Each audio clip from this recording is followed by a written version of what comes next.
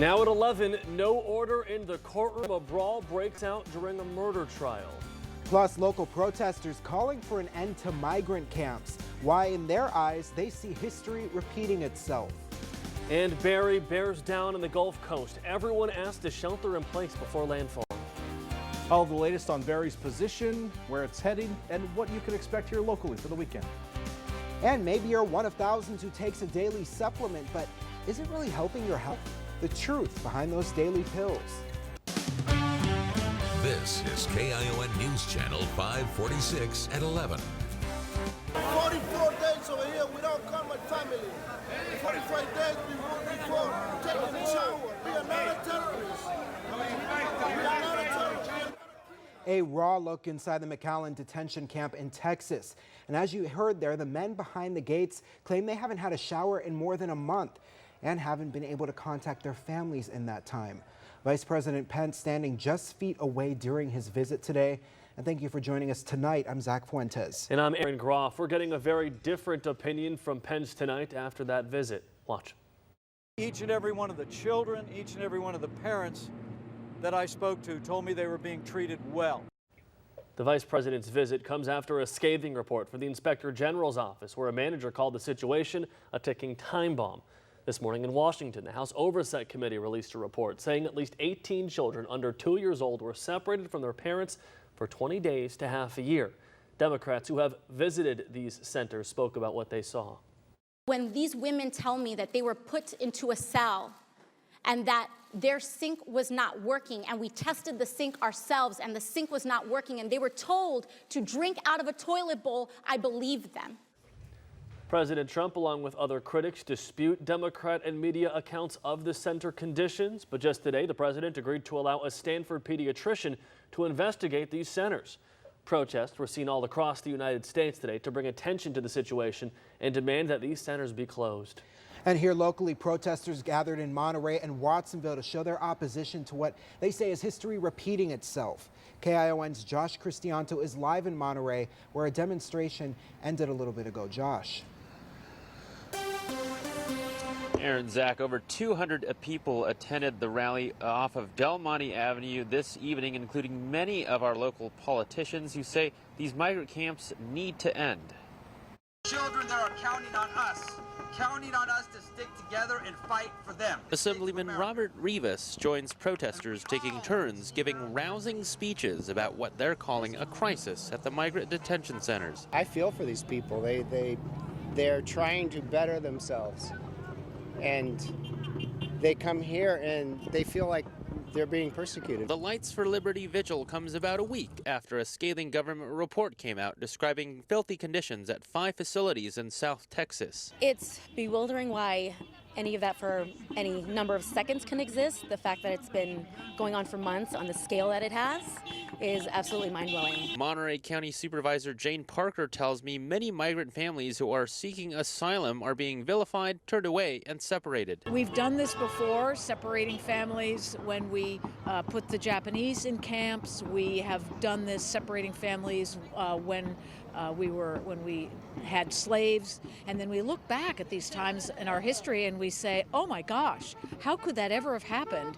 Never again. Friday's protesters want to raise awareness to the serious overcrowding, lack of hot meals for children, and detainees begging not to be returned to their cells. They demand these detention camps end. When I asked about solutions, many here understand it's a complex issue, but believe the current situation is unacceptable. Take these people, process them, give them some opportunities, and let them be.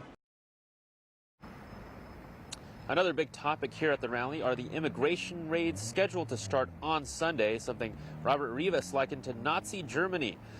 Reporting live in Monterey, Josh Cristianto, KION News Channel 546. Josh, thank you. Meanwhile, across the nation, ICE raids are expected this weekend from Los Angeles to New York. Many cities are holding meetings to educate residents about their rights. San Francisco Mayor London Breed had a few reminders to share. Everyone is guaranteed certain rights under the Constitution, whether they are in this country illegally or not. The raids would pursue people with final deportation orders, including families whose immigration cases were fast-tracked by judges in 10 major cities. The plan has set off outrage and concern among immigrant rights advocates and lawmakers. We are all unfortunately here because Donald Trump has decided to continue to wage his war against our immigrant communities. If you want to come after them, you're going to have to come through all of us. President Trump has deported fewer people than his predecessor, President Obama. ICE stats say just over 256,000 were deported in the 2018 fiscal year. Now, in the 2012 fiscal year, more than 400,000 were taken out of the country. More news across our nation now. We'll have to wait a little longer to hear Robert Mueller answer questions about the Russia investigation. At his request, it's being moved back to July 24th, and this will allow for more time for questioning. Lawmakers in both parties complain that the short length of the hearing previously scheduled would not allow enough time for all members to ask questions. They will surround his findings on the President Trump and Russia election interference investigation. Tropical storm Barry is expected to make landfall early Saturday, and it could be the first Atlantic hurricane of the season. The National Weather Service warns of dangerous storm surge, heavy rain, and wind conditions for Louisiana. New Orleans officials are urging residents to stay home and tourists to take shelter in their hotels. The city has called a voluntary evacuation for areas that are not protected by their levees. Tropical storm Barry is a dangerous and life-threatening storm. You do not have much more time at all before the impacts of Barry will be here. The Mississippi River is already much higher than usual for this time of year. That is due to earlier flooding, and that combined with the chance of more than 2 feet of rain and a surge of seawater could make for a really brutal weekend and days to come after. And Chief Meteorologist Dan Cianca has been keeping his eye on this from the beginning.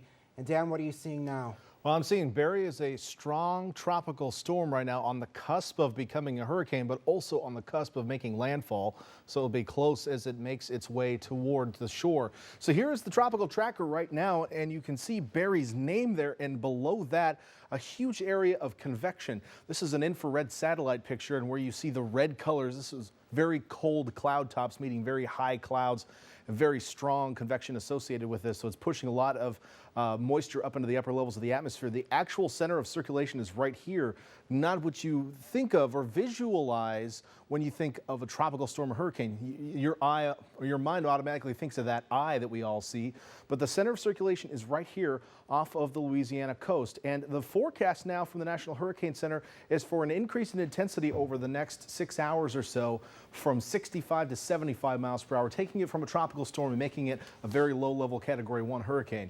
But even a low-level Category 1 hurricane is capable of doing a lot of wind damage on top of the other issues. Now, I think the big legacy of this storm will be its rain as it slowly moves off through northern Louisiana into Arkansas through the rest of the weekend. Heavy rainfall is likely with this system. In fact, we're already seeing quite a bit of precipitation. The Futurecast precipitation showing lots of rainfall in the order of perhaps feet up along the Mississippi River here as we head through the weekend. So that's a lot of heavy rainfall in an area that already can't handle a lot of extra water.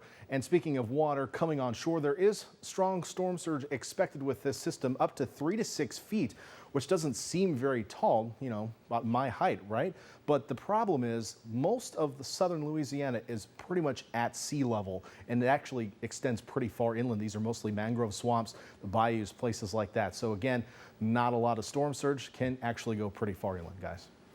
Wishing the best for everyone who's going to endure that storm, Dan. Thank you.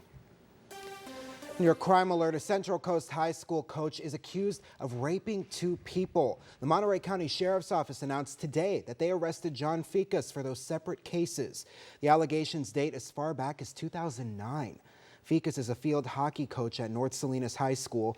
He also served as a political consultant and was previously on the Santa Rita Union School District Board. Other coaches tell KION that there had been several complaints about him in the past, but nothing became of them. Former students of North Salinas High say while it's unfortunate to hear about a teacher doing this, they are not surprised. It is almost like an annual thing. I also wasn't as shocked because I just keep hearing these negative things that keep happening at North High. The school district released a statement saying in part This is a disturbing set of allegations, and as we learn more about the details, we will address the matter consistent with the law and our policies. Ficus was arrested at the courthouse in Salinas, where he appeared for an unrelated matter. He was booked into the Monterey County Jail on an arrest warrant that covered the sheriff's office and Salinas police cases. He has posted bail. 5 inmates overdosed at the Monterey County Jail overnight. Now the sheriff's office is investigating how the drugs could have entered their facility. The sheriff's office says 5 inmates were taken to the hospital around 2 this morning. Now one of those inmates overdosed again and was taken back to the hospital. It started when a custody and control specialist saw an inmate being helped to the shower by others. That inmate seemed to be in distress. Deputies and medical staff got to the area and saw signs of an opioid overdose in that inmate and the 4 others. They used Narcan to counteract the overdoses and later took them all to the hospital. Now the sheriff's office is working to figure out how the inmates got the drug. The sheriff's office says there is a system to keep drugs out, but that nothing is perfect. Inmates come into custody, they go through a few steps to get to a housing unit. So anywhere in those steps, something could have been introduced or something happened. So that's what we need to work on, and that's what we're currently in the middle of. The time each of those 5 inmates was in jail ranged from less than 6 hours to 1 year. The sheriff's office believes the drug was fentanyl after they searched the area. And though they're still investigating, they do believe that the drugs came in through the inmate intake process. Covering Monterey tonight, first responders packed the wharf, training on how to contain an oil spill that would be off our coast. While a spill isn't common, local agencies want to make sure they're ready if one were to happen. Started this afternoon at Breakwater Cove with the massive boom hauled out. The device is used to trap oil resting on the surface of the water. The California Department of Fish and Wildlife says if one were to happen, it would have the biggest and deadliest impact on marine life in the Monterey Bay.